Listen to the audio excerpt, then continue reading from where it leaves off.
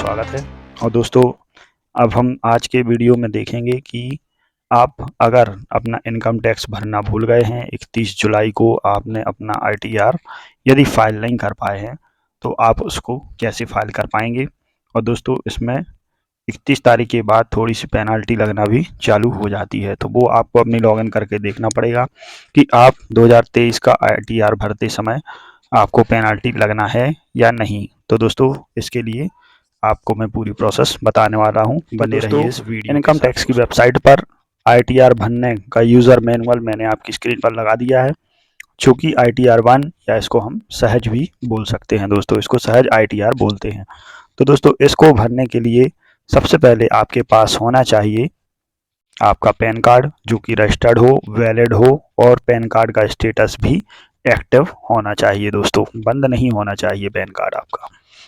और उसके बाद आपका आधार कार्ड भी पैन कार्ड से लिंक होना चाहिए, आपका मोबाइल नंबर वेरीफाइड होना चाहिए, और ये सब चीज़ें आपको आपका अपना बैंक अकाउंट इसमें लिंक करके रखना चाहिए। इसके लिए दोस्तों, आपको अपने पैन कार्ड से लॉगिन करके रजिस्ट्रेशन करना पड़ेगा और इन चीज़ों को अपडेट करके रखना पड़ेगा। दोस्तों, उसके आगे आप जब बढ़ेंगे तो दोस्तों, ITR 1 भरने के लिए दोस्तों आपके पास क्या क्या होना चाहिए। आपकी जो भी पर्सनल इन्फॉर्मेशन है आपको वो अपने पास रखना है। जो भी डिटेल इस फॉर्म में पूछी जाए वो आपको भरना है। आपकी ग्रॉस इनकम कितनी है वो आपको रखना पड़ेगा। आपके टोटल डिडक्शंस कितने हुए हैं वो आपको देखना पड़ेगा और वो कैलकुलेट करके रखना पड़ेंगे। आप टैक्स पेड कितना करने वाले हैं तो उसको भी वेरीफाई करने के लिए आपको पहले से रखना चाहिए दोस्तों। और टोटल टैक्स लायबिलिटी आपकी कितनी बन रही है वो आपको ITR भरने के बाद पता चल जाएगा दोस्तों। तो दोस्तों, इसमें आगे बढ़ेंगे तो सबसे पहले जैसे ही आप पोर्टल पर लॉगिन करेंगे तो वहाँ पर आपको आपकी डिटेल्स जो है वो वैलिडेट करनी पड़ेंगी। आपको अपना वेरीफाई इनकम टैक्स में करना पड़ेगा वेरिफिकेशन। तो आप अपनी इन बेसिक डिटेल्स को अपना वेरीफाई कर दीजिए दोस्तों। इन डिटेल्स को आप वेरीफाई करके आगे बढ़ेंगे तो आप कौन सी धारा के अंतर्गत भरना चाहते हैं इनकम टैक्स। तो जनरली 139(1) के तहत सभी लोग भरते हैं ITR 1। आप यहाँ पर अपना नेचर ऑफ किस प्रकार की इनकम करते हैं दोस्तों, सैलरीड हैं, गवर्नमेंट एम्प्लॉई हैं, या कोई अन्य कंपनी के एम्प्लॉई हैं दोस्तों। तो इसके तहत आपको भरना है और आपको यहाँ पर अपना एक बैंक अकाउंट लिंक करके भी रखना है। आप जितने भी आपके बैंक अकाउंट हैं उनको आप यहाँ पर लिंक करके रख सकते हैं दोस्तों। तो लिंक करने के बाद दोस्तों आप ग्रॉस इनकम वाले सेक्शन पर पहुंचेंगे। इस सेक्शन को, पर्सनल डिटेल वाले सेक्शन को आपको वेरीफाई कर लेना है दोस्तों। इसके बाद दोस्तों आप ग्रॉस इनकम वाले सेक्शन में पहुंचेंगे। इसमें आपको अपनी ग्रॉस इनकम भरना पड़ेगी। जो भी आपके अलाउंस एंड डिडक्शंस हैं वो आपको इसमें भरना पड़ेंगे। एक एक ऑप्शन को क्लिक करके आप अपनी नेट सैलरी को भी भर सकते हैं। आपका डिडक्शंस भी इसमें जैसे ही आप भर देंगे तो शो होने लगेगा। अगर आपकी जो हाउस है या हाउस होल्ड प्रॉपर्टीज़ जो है उनसे कोई आय है तो इस सेक्शन में आप भरेंगे। Income tax from other resources, यदि किसी अन्य सोर्स से आपकी इनकम होती है तो उसको भी आप यहाँ पर मेंशन कर सकते हैं दोस्तों। तो इस प्रकार से आपकी ग्रॉस इनकम वेरीफाई हो जाएगी और आप टैक्स लायबिलिटी आपकी बनती है तो आपको यहाँ पर एक्सेंटेड इनकम, मतलब जिस पर टैक्स नहीं लिया जाना है वो है, तो आप इसमें भर सकते हैं दोस्तों। तो आपको डिडक्शंस कैसे भरने हैं वो भी आप देख लीजिए। अगला सेक्शन, 2 सेक्शन हम कंप्लीट कर चुके हैं, पर्सनल इन्फॉर्मेशन और ग्रॉस टोटल। उसके बाद आपको डिडक्शंस कौन कौन सी लेने हैं वो आपको इसमें देखना है दोस्तों। तो इसके लिए आप आगे बढ़ेंगे तो इसमें आपको 80CC-D2 का डिडक्शंस दिखेगा, 80D के अंतर्गत हेल्थ इंश्योरेंस का डिडक्शन दिखेगा, 80G के अंतर्गत आपने कोई चैरिटेबल ट्रस्ट को या किसी को डोनेशन दिया है तो वो दिखेगा, और 80GGA के तहत आपको डोनेशन, कोई भी आपने रिसर्च के लिए या रूरल डेवलपमेंट के लिए आपने डोनेशन दिया है वो देखेगा। यदि आपके बैंक में कोई इंटरेस्ट आया है तो वो आपको, यदि इनमें से ऑप्शन नहीं दिख रहे हैं तो आप ये शो ऑल डिडक्शन पर भी क्लिक कर सकते हैं और अपने डिडक्शन को फिल करके कंफर्म कर देना है दोस्तों यहाँ पर आपको। तो जैसे ही आप कंफर्म करेंगे आप अगले स्टेप पर पहुँच जाएंगे। तो दोस्तों, अगर आप पहले से ही किसी प्रकार का आपका TDS काटा गया है सैलरी में से, या किसी प्रकार की इनकम में से आपका एडवांस टैक्स कट गया है, तो दोस्तों आपका इनकम टैक्स इधर पर इस वाले ऑप्शन में टैक्स पेड में शो होगा दोस्तों। तो यहाँ पर आपको अपनी डिटेल्स वेरीफाई कर लेना है कि आपका कौन कौन से रिसोर्सेज से टैक्स डिडक्टेड हुआ है। तो इन सब चीज़ों को आप वेरीफाई कर लेंगे दोस्तों।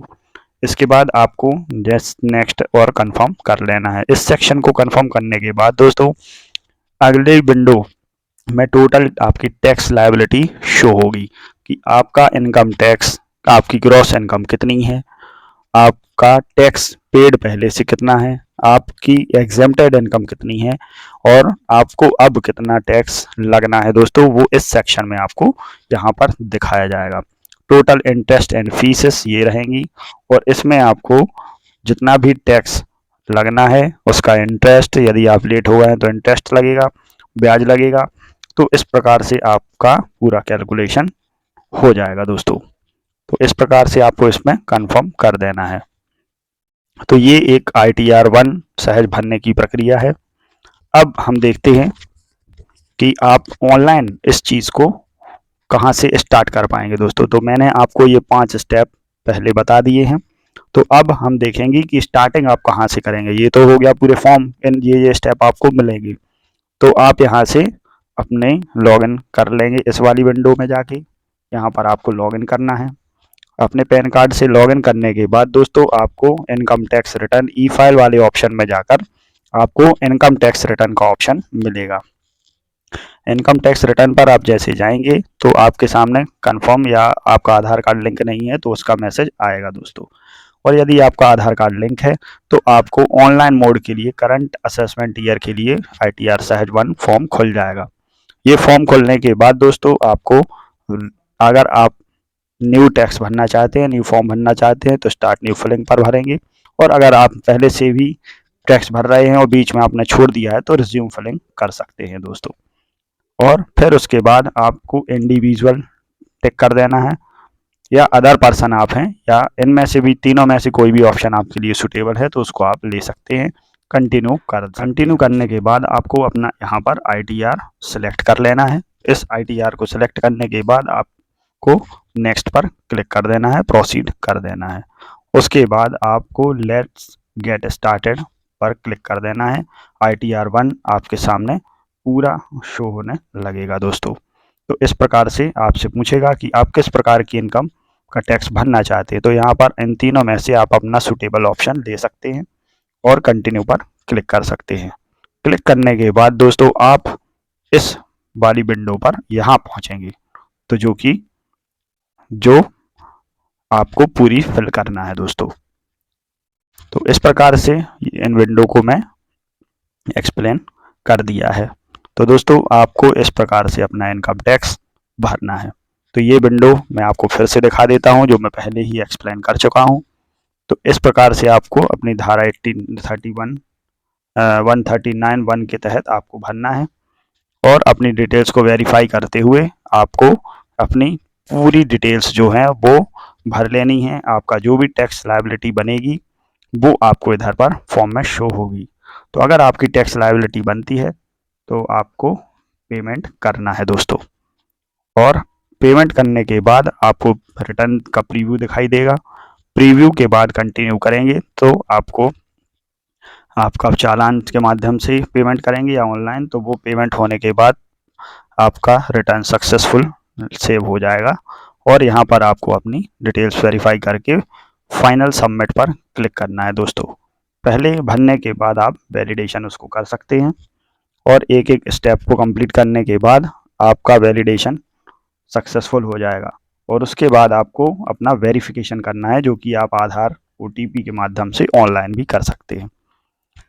तो यहाँ पर आप, यदि आपका आधार कार्ड लिंक है तो आप अपने इनकम टैक्स को यहाँ से वेरीफाई कर सकते हैं। इसका वेरिफिकेशन होने के बाद आपका income tax return successfully submit हो जाता है दोस्तों।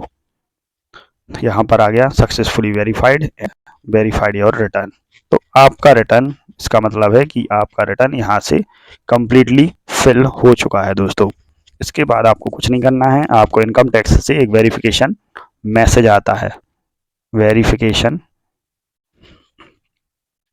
वेरीफाई करेगा इनकम टैक्स आपसे कि आपने टैक्स भर दिया है, आपका टैक्स करेक्ट है। यदि कोई इसमें गलत होता है तो आपको एक नोटिस ईमेल के माध्यम से आएगा और उसको पढ़ के आपको अपना टैक्स रिटर्न कंप्लीट करना है दोस्तों। तो इनकम टैक्स का ईमेल जनरली वैलिड